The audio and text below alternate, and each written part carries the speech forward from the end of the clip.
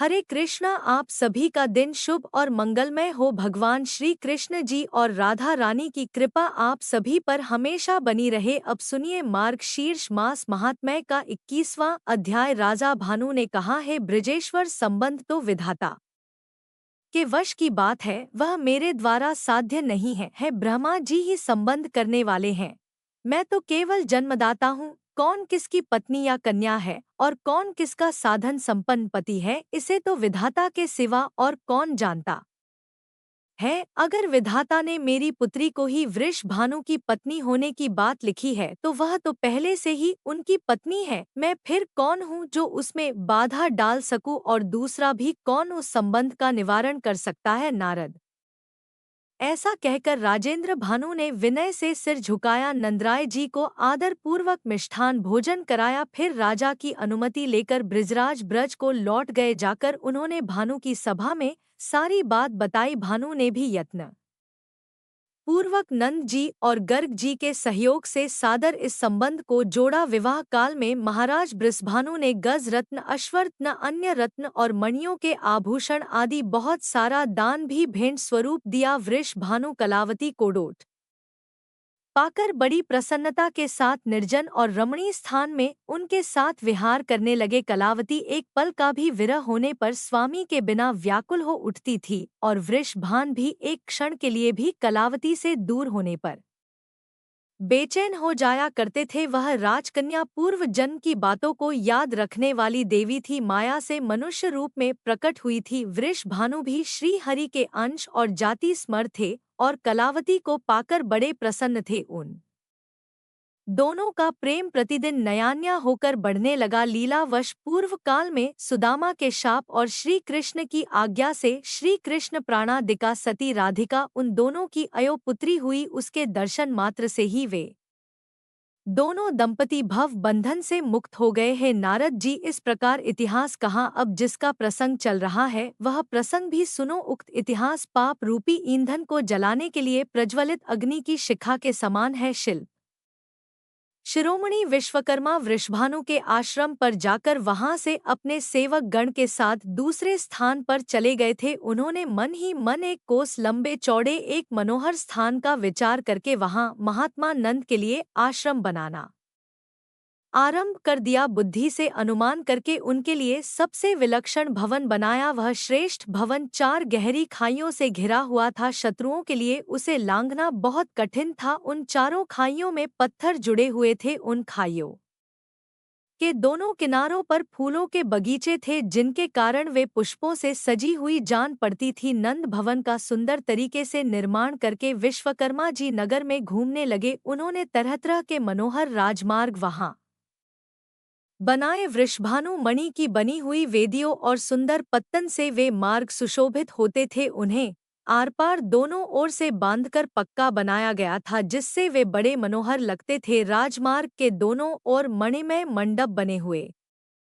थे, जो कि वैश्य के वाणिज्य व्यवसाय के उपयोग में आने लायक थे। फिर वृंदावन में जाकर विश्वकर्मा जी ने सुंदर गोलाकार और मणिमय कोटों से युक्त रास मंडल का निर्माण किया, जो सब ओर से 1-1 योजन बड़ा था। उसमें जगह जगह पर मणिमय वेदिकाएं बनी हुई थी। मणि सार रचित 9 करोड़ मंडप उस रास मंडल की शोभा बढ़ाते थे। वे श्रृंगार के लायक चित्रों से सुसज्जित और सैया से संपन्न थे। तरह तरह के फूलों की सुगंध लेकर बहती हुई वायु उन मंडप को सुगंधित करती थी। उनमें रतनमय दीप जला करते थे, स्वर्णमय बढ़ा रहे थे। पुष्पों से भरे हुए बगीचों और सरोवर से सुशोभित रास स्थल का निर्माण करके विश्वकर्मा जी दूसरे स्थान को गए। वे उस रमणीय वृंदावन को देखकर बहुत संतुष्ट हुए। वन के भीतर जगह जगह एकांत स्थान में मन बुद्धि से विचार और निश्चय करने के बाद उन्होंने वहां 30 रमणीय और विलक्षण वनों का निर्माण किया, और वे केवल श्री राधा माधव की ही क्रीड़ा के लिए बनाए गए थे। फिर मधुवन के निकट अत्यंत मनोहर निर्जन स्थान में वटवृक्ष के मूल भाग के निकट सरोवर के पश्चिम किनारे केतकी वन के बीच और चंपा के बगीचे के पूर्व विश्वकर्मा जी ने राधा माधव की क्रीड़ा के लिए पुनः एक रत्नम मंडप का निर्माण किया। वह रत्न मंडप गोलाकार बना हुआ था, उसके भीतर रत्न निर्मित शैया बिछी हुई थी, जिनसे उस उत्तम भवन के भीतरी भाग की बड़ी शोभा हो रही थी। उक्त शैया पर अग्नि शुद्ध दिव्य वस्त्र बिछे हुए थे। मालाओं के समूह से सुसज्जित होकर वे बड़े सुंदर लग रहे थे। पारिजात के फूलों की मालाओं के बने हुए तकिए उन पर यथास्थान रखे गए थे। चंदन, अगरू, कस्तूरी और कुमकुम से वह सारा भवन सुवासित हो रहा था। नए श्रृंगार के योग्य और पारस्परिक प्रेम की वृद्धि करने वाले कपूर युक्त तांबूल के बीड़े अत्यंत रत्नम पात्रों में सजाकर रखे गए थे। उस भवन में रत्नों की बहुत सी चौकियां रखी थी, जिनमें हीरे मोती जड़े हुए थे। मोतियों की झालर लटक रही थी। रत्न में चित्रों से चित्रित अनेक रत्न सिंहासन उस मंडप की शोभा बढ़ाते थे। जिसके लिए जो भवन बने थे उन पर उनके नाम उन्होंने प्रसन्नता पूर्वक लिख दिए। इस कार्य में विश्वकर्मा जी के शिष्य और यक्षगण उनकी सहायता करते थे। मुने निद्रा के स्वामी श्याम सुंदर श्री कृष्ण उस समय निद्रा के वशीभूत थे। उनको नमस्कार करके विश्वकर्मा जी अपने घर को चले गए। परमेश्वर श्री कृष्ण की इच्छा से ही भूतल पर ऐसा आश्चर्यमय नगर निर्मित हुआ। इसी प्रकार मैंने श्री हरि का सारा मंगलमय चरित्र कह सुनाया, जो सुखद और पापहारी है। अब तुम और क्या सुनना चाहते हो? नारद जी ने पूछा। भगवन, भारतवर्ष में इस कानन का नाम वृंदावन ही क्यों हुआ? इसकी संज्ञा क्या है? इसकी उत्पत्ति कैसे हुई? आप इस तत्व को भी समझाइए। श्री सूत जी कहते हैं, नारद जी का प्रश्न सुनकर नारायण ऋषि ने सानंद हंसकर सारा ही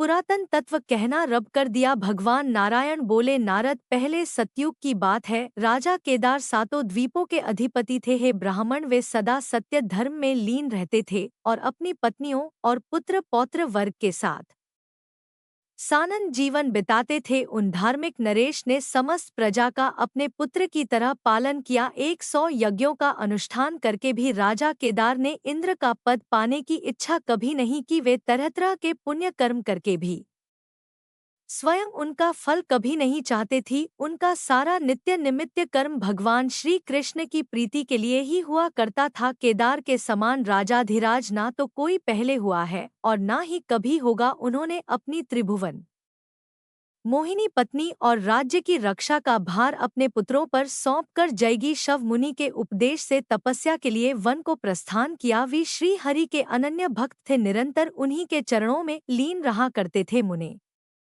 भगवान का सुदर्शन चक्र राजा की रक्षा के लिए सदा उन्हीं के पास रहता था। वे मुनि श्रेष्ठ नरेश चिरकाल तक तपस्या करके अंत में गोलोक को चले गए। उन्हीं के नाम से केदार तीर्थ प्रसिद्ध हुआ। अवश्य ही आज भी वह मरे हुए प्राणी को तत्काल ही मुक्ति मिल जाती है। उनकी कन्या का नाम वृंदा था, जो लक्ष्मी जी की अंश थी। उस कन्या ने योग शास्त्र में निपुण होने के कारण किसी को अपना पति नहीं बनाया। दुर्वासा जी ने उसे परम दुर्लभ श्री हरि का मंत्र दिया। वह घर छोड़कर तपस्या करने के लिए वन में चली गई। उसने 6 वर्षों तक निर्जन वन में कठिन तपस्या की। तब उसके सामने भक्त वत्सल भगवान श्री कृष्ण प्रकट हुए और उन्होंने बड़े प्रसन्न मुख से कहा, देवी, तुम कोई वर मांगो। वह सुंदर विग्रह वाले शांत स्वरूप राधिका कांत को देखकर सहसा बोल उठी कि आप ही मेरे पति हो जाओ। तब उन्होंने तथास्तु कहकर उसकी प्रार्थना स्वीकार कर ली। वह कौतूहल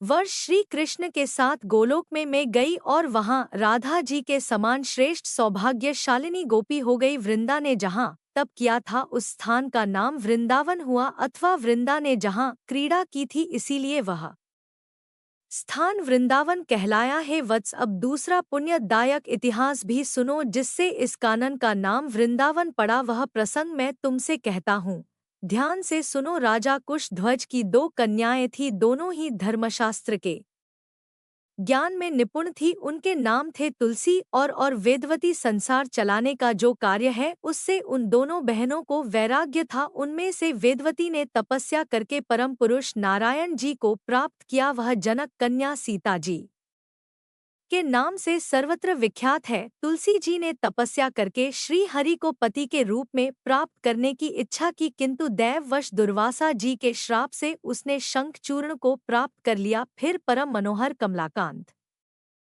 भगवान नारायण उसे प्राण के रूप में प्राप्त हुए भगवान श्री हरि के श्राप से देवेश्वरी तुलसी वृक्ष रूप में प्रकट हुई और तुलसी जी के श्राप से श्री हरि शालिग्राम शिला हो गए। उस शिला के वक्ष स्थल पर उस अवस्था में भी सुंदरी तुलसी निरंतर स्थित रहने लगी। मुने तुलसी का सारा चरित्र तुमसे विस्तार पूर्वक कहा जा चुका है, इसलिए यहाँ प्रसंगवश पुनः उसकी कुछ चर्चा की गई है। तपोधन उस तुलसी की तपस्या का एक यह भी स्थान है, इसलिए इसे मनीषीपुर पुरुष वृंदावन कहते हैं।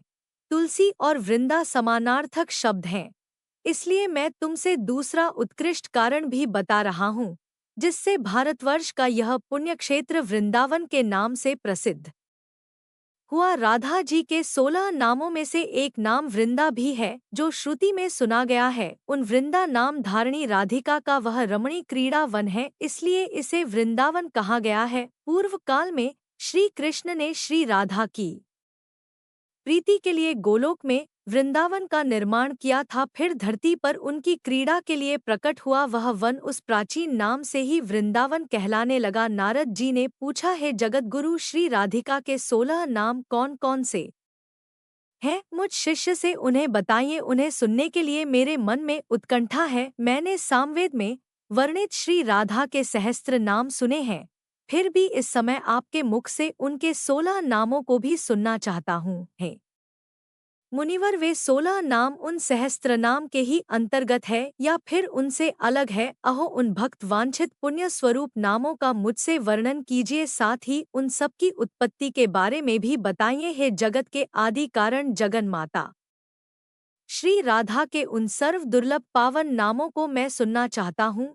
श्री नारायण ने कहा, राधा रासे शवरी रास वाहिनी रसिके शवरी कृष्ण प्राणादिका कृष्ण प्रिया कृष्ण स्वरूपिणी कृष्ण वामांगी परमानंद रूपिणी कृष्णा वृंदावनी वृंदा वृंदावन विनोदिनी चंद्रावली चंद्रकांता और शरद चंद्र प्रभा नना, ये उनका रास मंडल में निवास है, इससे वे रास वासिनी कहलाती हैं। वे समस्त रसिक देवियों की परमेश्वरी है, इसलिए पुरातन संत महात्मा उन्हें रसिके शवरी कहते हैं। परमात्मा श्री कृष्ण के लिए वे प्राणों से भी अधिक प्रियतमा है, अतः साक्षात श्री कृष्ण ने ही उन्हें कृष्ण प्राणा नाम दिया है। वे श्री कृष्ण की अत्यंत प्रिया कांता है, अथवा श्री कृष्ण ही सदा उन्हें प्रिय हैं, इसलिए समस्त देवताओं ने उन्हें कृष्ण प्रिया कहा है। वे श्री कृष्ण रूप को लीला पूर्वक निकट लाने में समर्थ हैं और सभी अंशों में श्री कृष्ण के समान ही है, इसलिए कृष्ण स्वरूपिणी कही गई है। परम सती श्री राधा श्री कृष्ण के आधे वामांगी, कृष्ण ने स्वयं ही उन्हें कृष्ण वामांगी, श्री राधा स्वयं परमानंद की मूर्ति मति राशि है, इसलिए श्रुतियों ने उन्हें परमानंद रूपिणी की संज्ञा दी है। कृष्ण शब्द मोक्ष का वाचक है, न उत्कृष्टता का बोधक है, और आकार दाता के अर्थ में आता है। वे उत्कृष्ट मोक्ष की दात्री है, अर्थात मोक्ष प्रदान करने वाली है, इसलिए कृष्णा कही गई है। वृंदावन उन्हीं का है, इसलिए वे वृंदावनी भी कही गई हैं, अथवा वृंदावन की अधिदेवी होने के कारण उन्हें यह नाम प्राप्त हुआ। सखियों के समुदाय को वृंद कहते हैं और आकार सत्ता का वाचक है, उनके समूह की समूह सखियां हैं, इसलिए वे वृंदा कही गई हैं। उन्हें सदा वृंदावन में विनोद प्राप्त होता है, अतः वेद उनको वृंदावन विनोदिनी भी कहते हैं।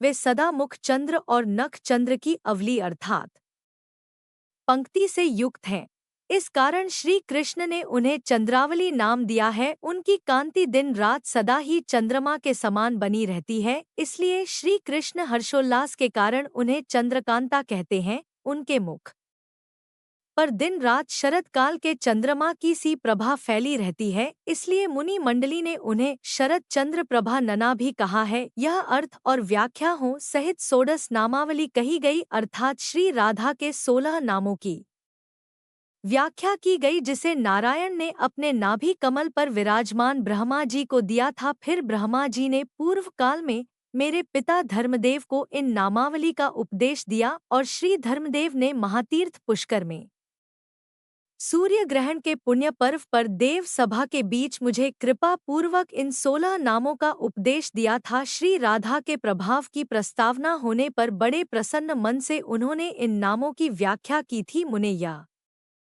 राधा जी का परम पूर्णम स्तोत्र है, जिसे मैंने तुम्हें दिया। महामने जो वैष्णव ना हो और वैष्णव का निंदक हो, उसे इसका उपदेश कभी नहीं देना चाहिए। जो मनुष्य जीवन भर तीनों संध्याओं के समय इस स्तोत्र का पाठ करता है, उसकी यहाँ राधा माधव के चरण कमलों में भक्ति होती है। अंत में वह उन दोनों का दास भाव भी प्राप्त कर लेता है और दिव्य शरीर और अनिमा आदि सिद्धि को पाकर सदा उन प्रिया प्रीतम के साथ विचर है। नियम पूर्वक किए गए संपूर्ण व्रत, दान और उपवास से, चारों वेदों के अर्थ सहित पाठ से, समस्त यज्ञों और तीर्थों के विधि बोधित चित्ता शरणागत की रक्षा से, अज्ञानी को ज्ञान देने से और देवताओं और वैष्णव का दर्शन देने से भी जो फल प्राप्त होता है, वह इस स्तोत्र पाठ की 16वीं कला के बराबर भी नहीं है। इस स्तोत्र के प्रभाव से मनुष्य जीवन मुक्त हो जाता है। नारद जी ने कहा, प्रभु, यह सर्व दुर्लभ परम आश्चर्यमय स्तोत्र मुझे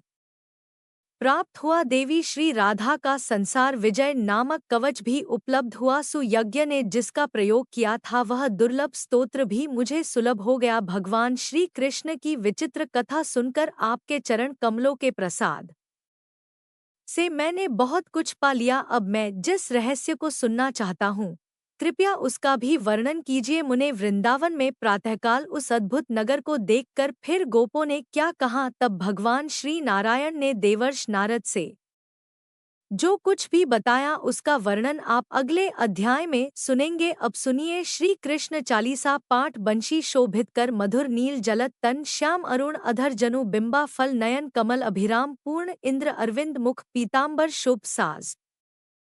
जय मनमोहन मदन छवि कृष्ण चंद्र महाराज, जय यदुनंदन जय जगवंदन, जय वसुदेव देवकी नंदन, जय यशोदा सुत नंद दुलारे, जय प्रभु भक्तन के दृग तारे, जय नटनागर नाग नथिया कृष्ण कन्हैया, धेनु चरैया पुनी नख पर, प्रभु गिरिवर धारो, आओ दीनन कष्ट निवारो, वंशी मधुर अधर धरी टेरो, होवे पूर्ण विनय यह मेरो, आओ हरि पुनी माखन चाखो, आज लाज भारत की राखो, गोल कपोल चिबुक अरुणारे, मृदु मुस्कान मोहिनी डारे, राजित राजिव नयन विशाला, मोर मुकुट वैजंतीमाला, कुंडल श्रवण पीत पट आछे, कटी किंकिणी काछनी काछे, नील जलद सुंदर तनु सोहे, छबी लखी सुर नर मुनिमन मोहे, मस्तक तिलक अलग घुंघराले, आओ कृष्ण बांसुरी वाले, करी पै पान पूतन ही तार्यो, अका बका कागासुर मार्यो, मधुवन जलत अगिन जब ज्वाला, भय शीतल लखतहिंग नंदलाला, सुरपति जब ब्रज चढ़ियो रिसाई, मूसरधार वारी वर्षाई, लगत लगत व्रज चहन बहायो, गोवर्धन नख धारी बचायो, लखी यसुदा मन भ्रम अधिकाई, मुख मंग 14 भुवन दिखाई, दुष्ट कन सती उधम मचायो, कोटि कमल जब फूल मंगायो, नाथी कालियहि तब तुम लीन्हे, चरण चिना दै निर्भय कीन्हे, करी गोपिन संग रास विलासा, सबकी पूरण करी अभिलाषा, केतिक महा असुर संहार्यो, कंसही केस पकड़ी दै मार्यो, मात पिता की बंदी छुड़ाई, उग्रसेन कहें राज दिलाई, मही से मृतक छहों सुतलायो, मातु देव की शोक मिटायो, भौमासुर मुर दैत्य संहारी, लाए शट दश सहस्कुमारी,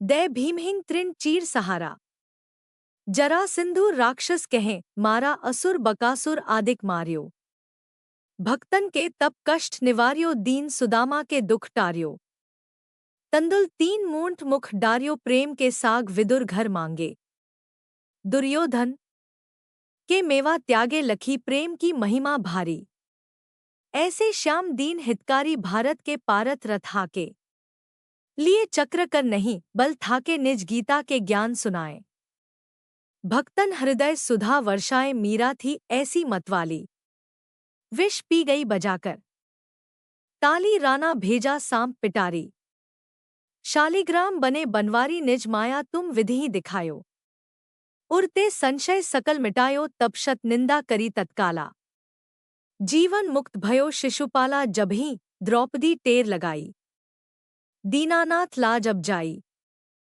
तुरत ही वसन बने नंदलाला। बड़े चीर भय अरि मुंग काला असनाथ के नाथ कन्हैया। डूबत भंवर बचावई नैया, सुंदरदास आस उरधारी। दया दृष्टि कीजय बनवारी नाथ सकल मम कुमति निवारो। क्षमो बेगी अपराध हमारो खोलो, पट अब दर्शन दीजय। बोलो कृष्ण कन्हैया की जय। यह चालीसा कृष्ण का पाठ करे उरधारी। अष्ट सिद्धि नवनिधि फल लह पदारथ चारी। बोलो श्री कृष्ण भगवान की जय।